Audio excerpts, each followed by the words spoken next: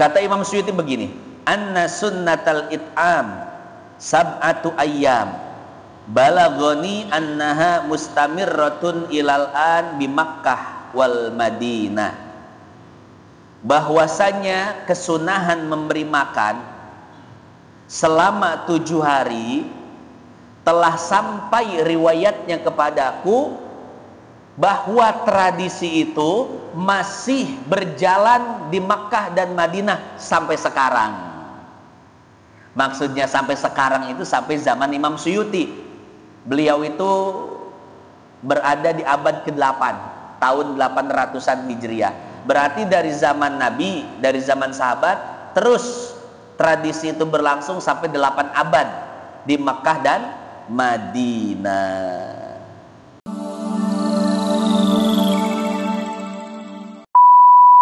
Assalamualaikum warahmatullahi wabarakatuh.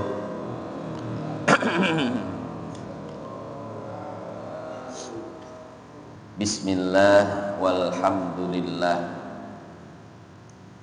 wassalatu wassalamu ala Rasulillah Muhammad bin Abdillah wa ala alihi wa sahbihi wa mawala. Qala ta'ala yarfa'illahu alladhina amanu minkum walladhina utul ilma darajat. Wa qala an-nabi sallallahu alaihi wasallam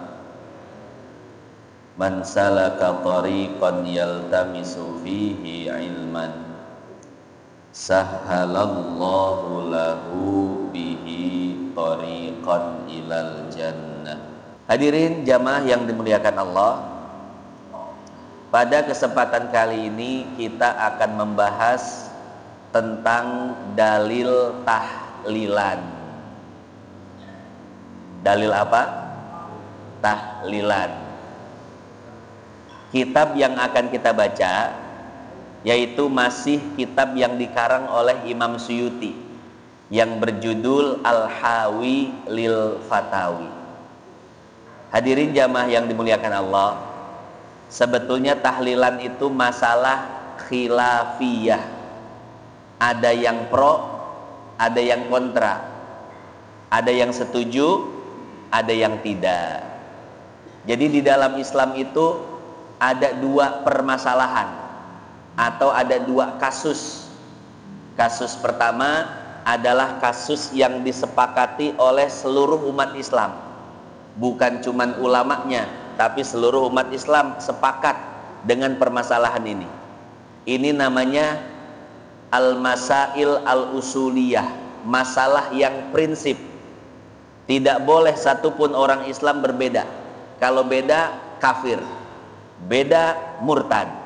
Ini namanya usuluddin, prinsip dalam agama. Yang kedua ada masalah al-furu'iyah, al-ijtihadiyah, al-khilafiyah. Satu permasalahan di mana kaum muslimin boleh berbeda pendapat. Nah, masalah tahlilan ini masuknya adalah masalah furu'iyah, ijtihadiyah, khilafiyah, masalah partikular di mana seorang muslim boleh berbeda pendapat dengan muslim yang lainnya, ya. Adapun masalah usuliyah, masalah prinsip yang tidak boleh berbeda pendapat, kira-kira apa? Contoh, masalah Tuhan kita adalah Allah. Tidak boleh satupun orang Islam berbeda pendapat. Kalau ada yang beda pendapat, kafir. Ada yang bilang Tuhannya bukan Allah, kafir. Ya. Ada yang bilang Tuhan 2, 3, 4, kafir. Karena ini masalah usul, masalah prinsip, tidak boleh berbeda. Contoh lain masalah usul, masalah prinsip adalah Nabi terakhir yang diutus oleh Allah adalah Nabi Muhammad. Tidak ada nabi dan tidak ada rasul setelah Nabi Muhammad. Ini umat Islam semuanya sepakat, Pak. Tidak ada yang beda satupun.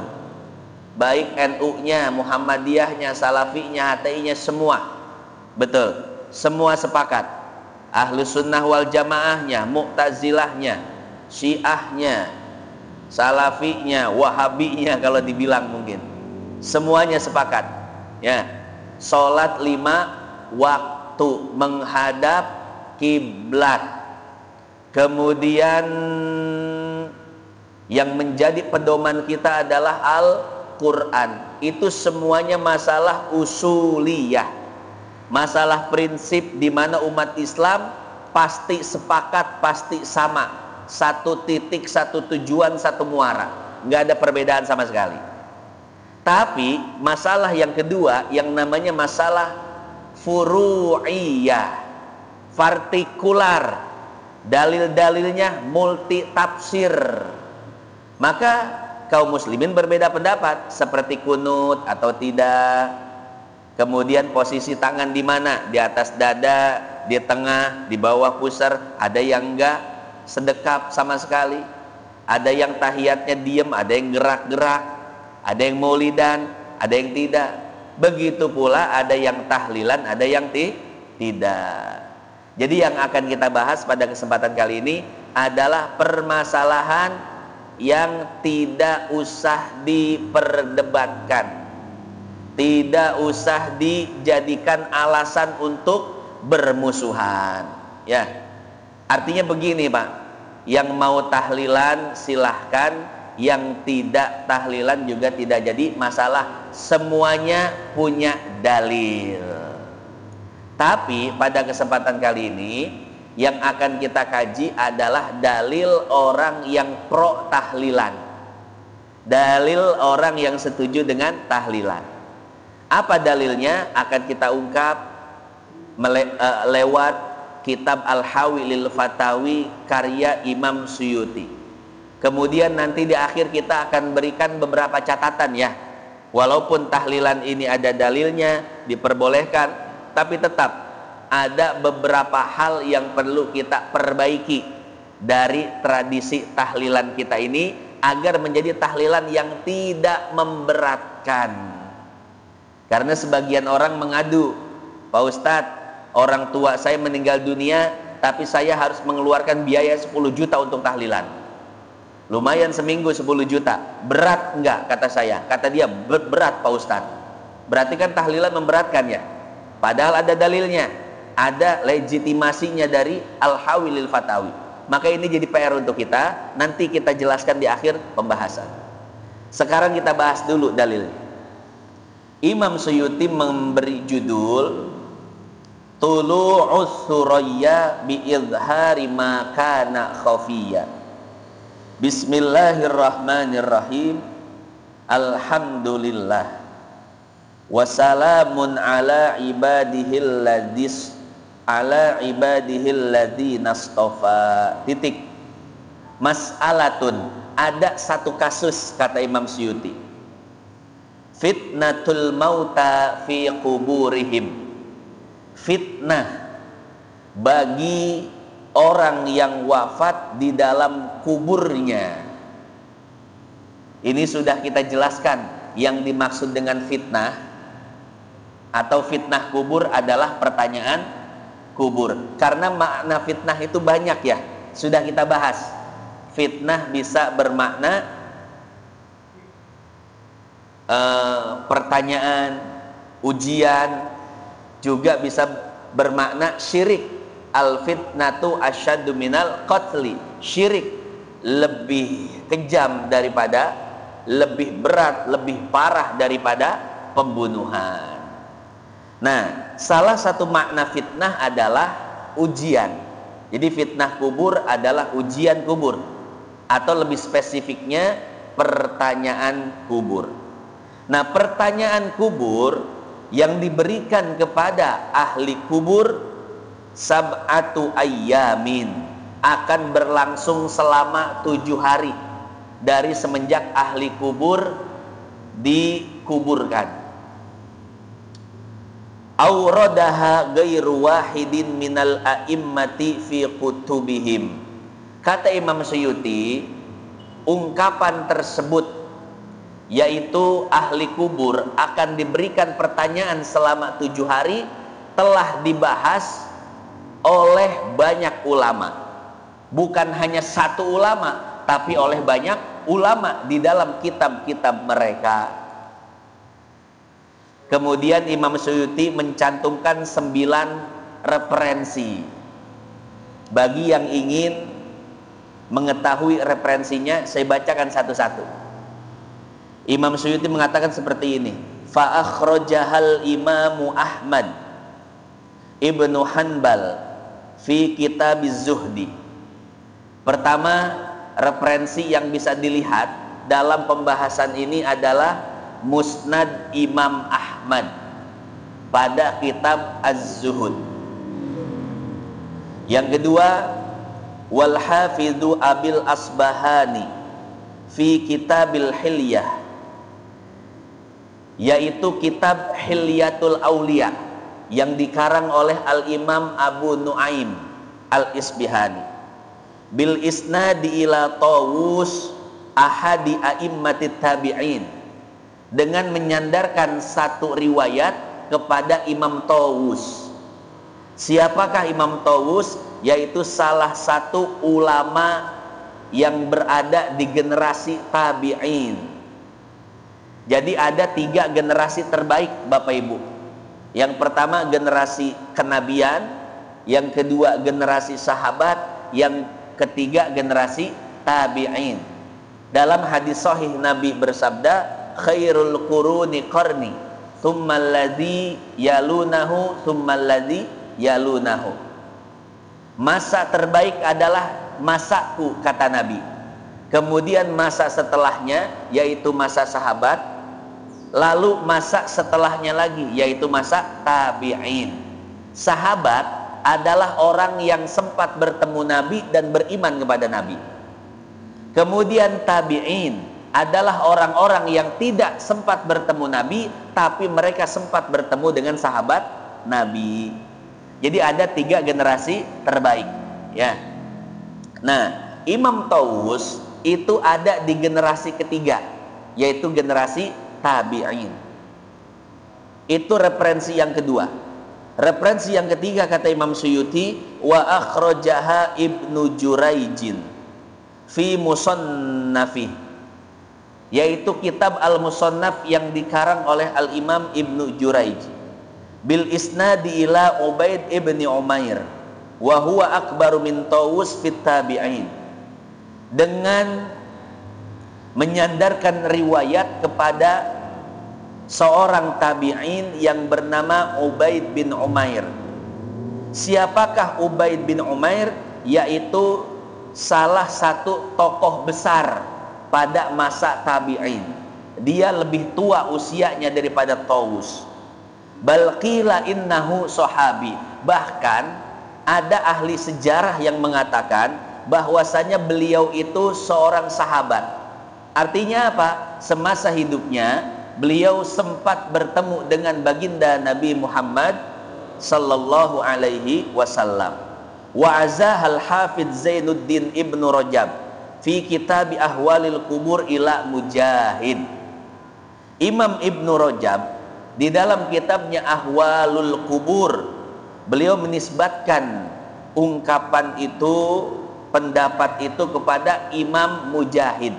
Imam Mujahid ini merupakan muridnya daripada Al-Imam Abdullah bin Abbas yang berada di Mekah. Wa Ubaid bin Umair fahakama, juga menisbatkan kepada Ubaid bin Umair, fahakama hadhihi riwayat as-salas hukmal marasil al-marfu'ah ala ma ya'ti takriruhu, bahwasanya riwayat yang dinisbatkan kepada beliau adalah riwayat mursal yang hukumnya marfu sebagaimana yang akan dijelaskan. Ini masih panjang ya, maka saya loncat saja. Jadi intinya ada 9 referensi yang dicantumkan oleh Imam Suyuti. Beliau sengaja mencantumkan referensi terlebih dahulu untuk menguatkan apa yang akan beliau sampaikan tentang hadis yang mengatakan bahwa ahli kubur akan diuji selama 7 hari di dalam kuburnya, ya. Nah, ada 2 riwayat yang dicantumkan oleh Imam Suyuti. Yang pertama dinisbahkan kepada Imam Tawus, yang kedua dinisbatkan kepada Imam Ubaid bin Umair. Riwayat yang pertama, ini beliau menukil dari Musnad Imam Ahmad dan menyebutkan sanadnya. Saya potong saja langsung kepada Imam Tawus. Qala Tawus, Imam Tawus mengatakan, innal mauta yuftanuna fi quburihim sab'an. Sesungguhnya ahli kubur akan mendapatkan ujian kubur berbentuk pertanyaan, interogasi keimanan dari Munkar dan Nakir selama 7 hari. Fakanu yastahibbuna an yut'ima anhum tilkal ayyam. Maka para sahabat, para tabi'in dan generasi-generasi setelahnya, bahkan kata Imam Suyuti, mereka berinisiatif untuk bersedekah makanan kepada orang hidup atas nama ahli kubur. Dengan tujuan apa? Dengan tujuan agar ujian kuburnya, fitnah kuburnya diringankan oleh Allah Subhanahu wa ta'ala. Nah, kemudian Imam Suyuti mencantumkan pendapat Imam Abu Nuaim di dalam Hilyatul Aulia yang kurang lebih sama riwayatnya seperti riwayat Imam Ahmad bin Hambal. Jadi hadirin jamaah yang dimuliakan Allah, ya. Pertama, hadis ini dinisbatkan kepada Imam Tawus. Artinya apa? Hadis ini adalah hadis maktu. Karena hadis dilihat dari sumbernya ada 3. Hadis marfu, hadis mauquf, hadis maktu. Hadis marfu adalah hadis yang sumbernya adalah Nabi Sallallahu Alaihi Wasallam. Misalkan qala Rasulullah Sallallahu Alaihi Wasallam, Nabi bersabda, itu namanya hadis marfu. Yang kedua, hadis mauquf adalah hadis yang sumbernya adalah sahabat. Qala Ibnu Abbas, qala Umar Ibnul Khattab, qala Ibnu Mas'ud. Itu namanya hadis mauquf, yaitu sumbernya bersumber dari sahabat Nabi. Yang ketiga namanya hadis maktu, hadis yang sumbernya adalah tabi'in. Qala Imam Hasan Basri, qala Sa'id Ibnul Musayyib, qala Al-Imam Tawus. Nah, maka hadis yang tadi kita baca itu adalah hadis maktu, hadis yang sumbernya adalah tabi'in. Dalam konteks ini yaitu Imam Tawus. Cuman dibahas oleh Imam Suyuti, ini pembahasannya sampai 21 lembar, dari halaman 216 sampai halaman 236. Ya, berarti 20 lembar. Ini pembahasannya sampai 20 lembar, Pak. Ya. Ringkasnya seperti ini. Ringkasnya kata Imam Suyuti, walaupun hadis ini adalah hadis maktu, tapi hukumnya adalah hukum marfu. Walaupun sumbernya adalah sahabat, tapi sumber yang sebenarnya adalah Nabi Sallallahu Alaihi Wasallam. Kenapa bisa demikian? Karena bunyi hadis ini atau matan hadis ini mimma la majala lirra'i, merupakan hadis yang akal tidak mungkin berperan dalam hadis itu. Kenapa? Karena hadis ini berbicara masalah gaib, berbicara masalah kuburan atau alam kubur, maka di sana otak tidak bisa berperan. Maka walaupun hadis ini adalah hadis maktu, tapi hukumnya kata Imam Suyuti adalah hukum marfu. Pasti ini bersumber dari Nabi Sallallahu Alaihi Wasallam. Itu kalau kita ingin berbicara ilmu hadisnya. Yang kedua, kita berbicara matannya. Berbicara matan hadis atau redaksinya, hadis ini memberi pemahaman kepada kita bahwa ketika seseorang wafat kemudian dikubur, maka munkar nakir akan memberikan ujian kubur kepadanya selama 7 hari 7 malam. Maka para sahabat, walaupun tidak semuanya ya, tidak semua sahabat, sebagian sahabat dan sebagian tabi'in, bahkan kata Imam Suyuti itu berlangsung selama 8 abad. Mereka berinisiatif untuk bersedekah kepada orang yang masih hidup dengan niat agar pertanyaan kubur dari almarhum almarhumah keluarganya mendapatkan keringanan dari Allah. Berarti tradisi tahlilan yang selama ini kita jalankan ada dalilnya nggak Bapak Ibu? Ada. Mungkin kalau bapak-bapak masih aman deh, karena masih ngaji dan ustadznya mau ngejelasin dalil. Yang kurang aman itu anak-anak muda yang gak mau duduk ngaji tapi belajar agamanya itu di YouTube atau di Google. Ya, biasanya yang menjelaskan dalil pro tahlilan itu sedikit, tapi yang menjelaskan dalil kontra tahlilan banyak. Ya, sebetulnya sih kita ya profesional aja. Seperti misalkan ketika saya menjelaskan perbedaan ulama, saya jelaskan semuanya. Ada yang membolehkan, ada yang tidak membolehkan. Silahkan pilih. Yang penting toleransi. Dengan orang yang beda agama saja kita diajarkan toleransi. Apalagi dengan orang yang satu agama, sama-sama agama Islam, maka harus lebih kita kedepankan toleransi kita dalam hal perbedaan pendapat, ya.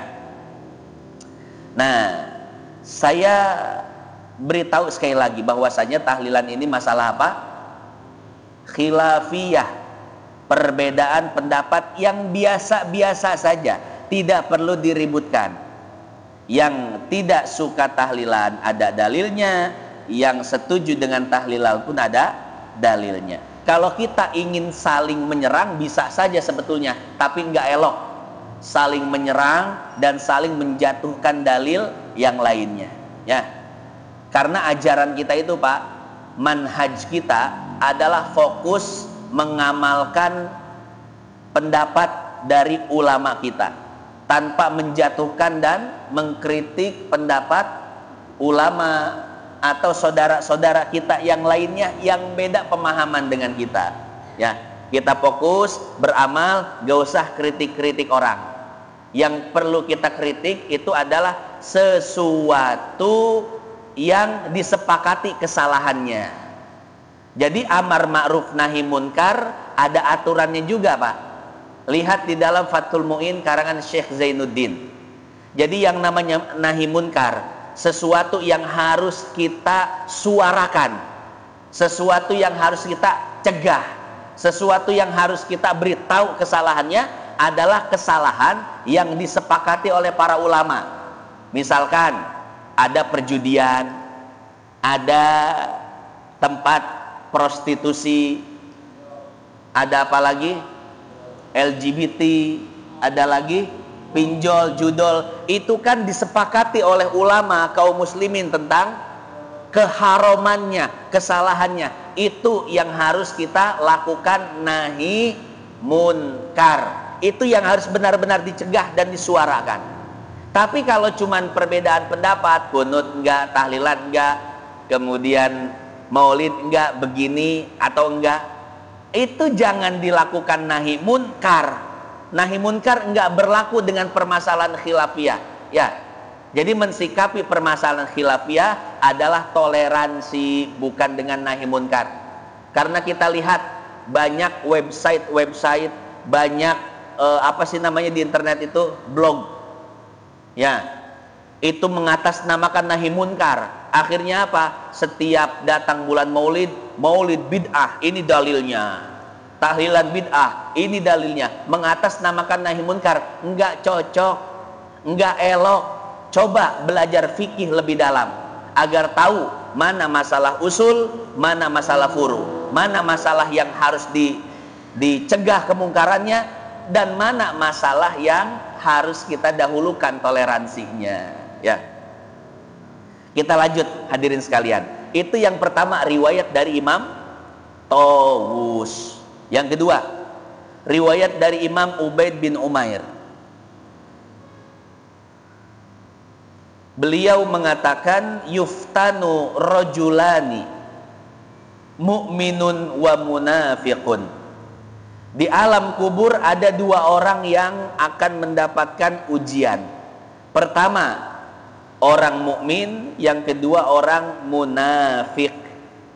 Jadi baik mukmin ataupun munafik, dua-duanya akan mendapatkan ujian kubur. Cuman saya wanti-wanti ya kepada jamaah, jangan gampang mencap orang Islam, kaum muslimin dengan cap munafik. Jangan, ya. Ya, kalau ingin mencap jelek cukup cap fasik gitu aja. Jangan sampai munafik. Karena munafik ini adalah orang yang menampakkan Islam dan menyembunyikan kekafiran di dalam hatinya. Itu orang munafik, Pak. Bapak kalau menuduh orang munafik berarti menuduh orang kafir. Hati-hati. Jadi kalau kita ngelihat pejabat-pejabat yang nggak benar, jangan bilang munafik, bilang aja fasik. Ngelihat orang-orang tukang bohong, tukang khianat, tukang nipu, jangan bilang munafik, fasik. Gitu. Pelaku dosa besar, begitu saja udah. Jangan dibilang munafik. Karena emang di antara kita tahu secara pribadi ya, apakah orang itu munafik atau tidak, nggak ada yang tahu ya. Karena prinsip fikih adalah nahnu nahkumu bidzawahir wallahu yatawallas sarair. Kita ini hanya menghukumi orang berdasarkan kasat mata, zohirnya saja. Sementara perkara munafik adalah perkara hati. Nah, kurang lebih seperti itu ya. Nah, kita kembali ke riwayat. Di alam kubur ada dua orang yang diuji, mukmin dan munafik. Fa ammal mu'min fayuftanu sab'an. Adapun orang mukmin diuji di alam kuburnya selama 7 hari. Wa ammal munafik fayuftanu arba'ina sobahan. Adapun orang munafik maka akan diuji di alam kuburnya, diberikan pertanyaan-pertanyaan oleh Munkar Nakir arba'ina sobahan, selama 40 hari. Pak, diinterogasi sama polisi sejam, bagaimana? Deg-degan ya? Deg-degan, wah gemetar. Padahal baru sejam sama polisi lagi. Bayangkan 7 hari diinterogasi oleh Munkar Nakir di tempat gelap dan sepi. Tidak ada yang lain melainkan Munkar Nakir dan kita. Bagaimana, Pak? Itu 7 hari. Orang munafik 40, lebih lama lagi. Gemeter luar biasa ya. Al-kalam ala hadza min wujuh.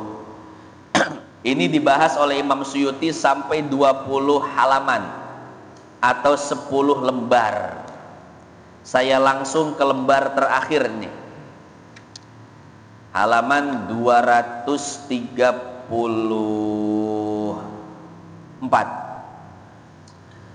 Kata Imam Suyuti begini, anna sunnatal it'am sab'atu ayyam balagoni annaha mustamirratun ilal an bi Makkah wal Madinah. Bahwasanya kesunahan memberi makan selama 7 hari telah sampai riwayatnya kepadaku bahwa tradisi itu masih berjalan di Makkah dan Madinah sampai sekarang. Maksudnya sampai sekarang itu sampai zaman Imam Suyuti. Beliau itu berada di abad ke-8, tahun 800-an Hijriah. Berarti dari zaman Nabi, dari zaman sahabat Terus tradisi itu berlangsung sampai 8 abad di Makkah dan Madinah.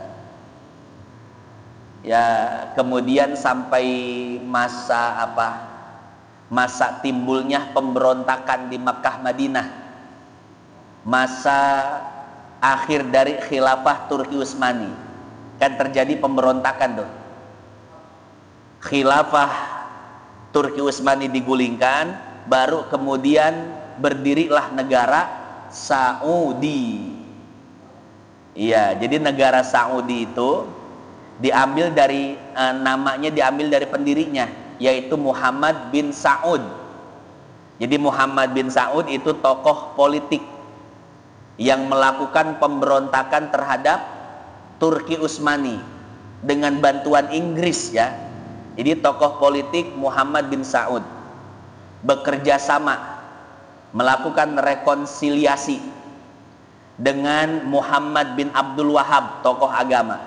Kemudian Inggris membantu melakukan pemberontakan dan menjatuhkan khilafah Turki Utsmani, ya, sehingga beberapa daerah kekuasaan Turki Utsmani diambil alih dan didirikan kerajaan namanya Kerajaan Saudi Arabia sampai sekarang. Itu dijelaskan di dalam kitab Unwanul Majdi fi Tarikhin Najdi, ya, karangan ulama Saudi, ahli sejarah Saudi. Nah, tapi kita tidak ingin membahas sejarahnya, karena sejarah itu mengerikan, Mbak. Pertumpahan darah, pembunuhan, pembantaian, perang saudara, dan lain sebagainya. Nah, kita ingin menyoroti satu kasus bahwa kata Imam Suyuti, ternyata tradisi memberi makan kepada orang-orang hidup atas nama orang yang sudah meninggal dunia itu berlangsung selama 8 abad. Maka orang yang pro tahlilan menggunakan riwayat ini untuk sebagai, bukan justifikasi, memang sebagai dalil, ya, bagi tradisi kita selama ini, yaitu tahlilan yang dilaksanakan selama 7 hari. Fadzahir annaha lam tutrak min ahdis sahabah ilal an wa annahum akhadhuha khalfan an salafin ila sadril awal. Seperti yang tadi dijelaskan, itu sudah berlangsung selama 8 abad, dari zaman Nabi sampai zaman Imam Suyuti. Cuman saya ulang lagi bahwa ini dilakukan bukan oleh seluruh sahabat, tapi sebagian sahabat. Wa ra'aitu fit tawarikh katsiran fi tarajimil a'immah yaqulun wa aqamman nasu ala qabrihi wa aqaman nasa ala qabrihi sab'ata ayyam yaqra'una al-Qur'an. Bahkan bukan cuman tradisi tahlilan 7 malam, tapi kata Imam Suyuti, memang tradisi membaca Quran di kuburan itu memang sudah ada dari zaman dulu. Itu sudah jadi tradisi para ulama. Kan tradisi kita begitu, ya. Kalau ada yang meninggal dunia, maka di kuburannya ngaji Quran selama 7 malam. Wa akhrajal hafidh al-kabir Abul Qasim Ibnu Asakir fi kitabihil musamma tabyinu kidbil muftari fi ma nusiba ilal imam Abil Hasan al-Asy'ari. Beliau mengatakan, sami'tu Syekh al-Faqih Abul Fatah Nasrullah ibn Muhammadin ibni Abdul Qawi al-Masisi yaqul tawaffa Syekh Nasru ibnu Ibrahim al-Maqdisi fi yaumi sulasa at-tasi minal Muharram sanah tis'in wa arba'miyah bi Dimashq. Syekh Nasr bin Ibrahim wafat di bulan Muharram tanggal 9 tahun 490. Beliau wafat di Damaskus. Wa aqamna ala qabrihi sab'a layalin, dan kami melihat bahwasanya para ulama mengumpulkan orang-orang untuk membaca Quran di makam beliau selama 7 malam. Naqra'u kulla lailatin 20 khatmah. Satu malam bisa dapat 20 kali khataman Quran. Berarti ini yang ngaji Qurannya Pak, itu para hafiz. Yang ngaji Qurannya orang yang lisannya sudah akrab dengan Quran, makhrajul hurufnya bagus, ya. Dan banyak yang ngajiin Qurannya sampai-sampai satu malam dapat 20 khataman. Makanya Bapak kalau ngajiin Quran, pilih orang-orang yang ngaji Qurannya lancar, makhrajnya bagus, biar pahala yang sampai kepada ahli kuburnya pun bagus, ya. Cuman siap-siap yang makhrajul hurufnya bagus, gede, harganya rada mahal. Cuman nanti kita bahas, ya. Kita bahas ini baru hukumnya, ya. Teknisnya nanti kita bahas, ya. Biar tidak memberatkan bagaimana dan teknisnya biar bagus seperti apa. Nah, masih banyak riwayat-riwayat yang lainnya yang beliau sebutkan sampai lembar berikutnya, terakhir 236.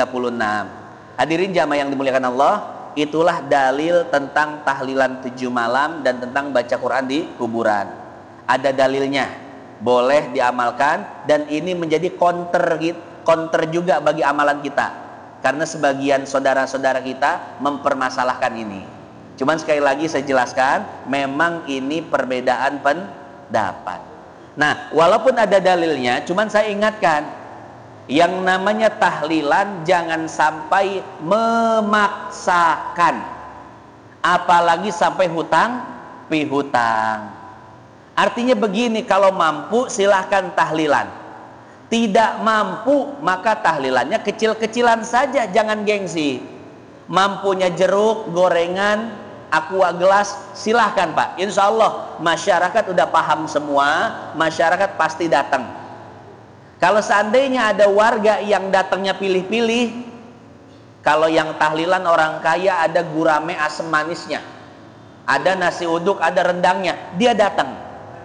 Tapi kalau yang tahlilan itu orang menengah ke bawah nggak mampu, cuman gorengan sama aqua gelas, dia nggak datang. Maka saya kasih tugas Pak RT, tandain orang ini. Kalau dia mati, maka nggak usah kita tahlilin, langsung aja kita hanyutin ke Kalimalang, biarin, ya. Kenapa? Pilih-pilih nih orang begini, ya. Nah, maka kalau tidak mampu untuk tahlilan besar-besaran, tahlilan sederhana. Bahkan kalau tidak mampu sama sekali, gak usah tahlilan. Tahlilan tidak wajib hukumnya. Bahkan kalau memberatkan, itu tidak bagus hukumnya, ya. Itu seputar tahlilan. Ustadz-ustadznya juga insya Allah ikhlas. Saya mau tahlilan tapi enggak punya dana. Ustadz mau enggak mimpin tahlil tapi enggak saya kasih duit, boleh enggak? Oh siap. Pasti ustadz-ustadznya sih siap, ya. Kalau sampai ada ustadz yang nanyain, "Het gening aing tadi amplopan sih." Nah, tandaan dah ustadz. Catat RT ya ustadz, dah sia ya. Ya, engke ustadz namun maut urang ulah tahlilan ulah. Ya, itu dalam masalah tahlilan. Dalam masalah ngaji kuburan sama, hadirin, jangan memaksakan. Kalau kita punya dana untuk membayar orang-orang ngaji kuburan, bayar Pak, ya. Karena itu bisa menolong ekonomi para ustadz juga. Kadang ustadz itu Pak, kalau mendengar berita kematian, inna lillahi wa inna ilaihi raji'un. Ini ustadz-ustadz, alhamdulillah, proyek baru. Aduh, masya Allah. Ya, ini bercanda aja, bercanda. Ya, terlepas dari itu semua, ya, kesedihan atau kebahagiaan, sebagian orang sedih, sebagian orang bahagia. Oh, proyek ini, ya. Terlepas dari itu, ya, kalau memang punya uang, ingin melakukan atau menyelenggarakan ngaji kuburan 7 malam, silahkan. Karena dalilnya ada disebutkan tadi oleh Imam Suyuti, Ini beliau hanya meninjau dari sejarah saja. Padahal dalilnya dari hadis-hadis Nabi Shallallahu Alaihi Wasallam itu juga banyak, ya. Salah satunya saya rekomendasikan, lihat di dalam kitab Majmu'atul Fatawa karangan Syekhul Islam Ibnu Taimiyah. Saya tanya kepada Bapak sekalian, Ibnu Taimiyah itu siapa? Ulama besar, ahli hadis, gelarnya Syekhul Islam, dan ini ulama mazhab Hambali, ulamanya orang-orang Salafi. Cuman kita yang madhabnya Syafi'i, walaupun ya berbeda dengan kita, tapi kita tidak membenci Ibnu Taimiyah. Kita jangan mencela Ibnu Taimiyah, bahkan kita sanjung beliau dengan ucapan Syekhul Islam. Ya, syekhnya orang-orang Islam. Nah, dalam Majmu'atul Fatawa, Ibnu Taimiyah membahas juga masalah tahlilan. Kata beliau boleh. Ya. Membaca Quran untuk ahli kubur sampai pahalanya. Bersedekah, entah sedekah uang, makanan, apapun itu untuk ahli kubur sampai pahalanya, dan lain sebagainya. Tapi kita nggak bahas ulama-ulama selain Imam Suyuti, walaupun banyak yang mendukung tentang amalan-amalan tahlilan ini, ya. Nah, jadi seperti itu ya. Yang punya dana untuk mengumpulkan orang ngaji kuburan silahkan. Yang tidak punya dana nggak usah maksain. Karena memang ngaji kuburan itu hukumnya hanya sekedar boleh, tidak diwajibkan, ya. Kemudian bagi yang ingin melaksanakan, menyelenggarakan ngaji kuburan, saya rekomendasikan cari orang-orang yang memang baca Qur'annya bagus, biar uang yang kita keluarkan itu tidak sia-sia. Jangan sampai nyari asal, nanti uang sudah kita keluarkan tapi yang baca makhrajul hurufnya ya kurang bagus. Nah, barangkali seperti itu ya, hadirin jamaah yang dimuliakan Allah. Jadi tahlilan itu boleh, ada dalilnya, banyak referensinya, dibahas oleh Imam Suyuti. Tapi ingat, ada beberapa catatan. Pertama, jangan memaksakan. Yang kedua, apalagi sampai berhutang. Yang ketiga, harus tetap diperhatikan adab-adabnya. Titik sampai situ. Oh, yang ketiga, di dalam Al-Fatawa Al-Fiqhiyah Kubro kata Ibnu Hajar Al-Haytami, jangan sampai menggunakan uang warisan. Ini mentang-mentang orang tua kita yang meninggal banyak duitnya, akhirnya duit itu kita pakai tahlilan, ngajiin Quran. Nggak boleh, ya. Tahlilan, ngajiin Quran itu dari uang pribadi anak-anaknya, keluarganya. Karena harta warisan itu ada prosedurnya. Ada 5 prosedur yang harus dilewati. Pertama, harta warisan itu sebelum dibagi-bagikan pada ahli waris, yang pertama harus dilihat apakah harta warisan itu masih berkaitan dengan hak Allah seperti zakat atau nazar dan lain sebagainya. Kalau belum dikeluarkan zakatnya, keluarkan dulu zakatnya. Yang kedua, apakah ada kaitan hutang dengan manusia? Kalau punya hutang dengan manusia, maka lunasi dulu hutangnya. Yang ketiga, apakah ada wasiat? Kalau ada wasiat harta, tunaikan dulu wasiatnya. Yang ketiga, biaya pengurusan jenazah, yaitu biaya pemandiannya, pengkafanannya, yang wajib-wajibnya saja ya. Yang wajibnya kan 4. Memandikan, mensolatkan, mengkafankan, mengkuburkan. Ini biaya 4 ini keluarkan. Tahlil, ngaji Quran nggak termasuk. Yang kelima, baru setelah yang 4 dilaksanakan, dibagi-bagikan warisannya.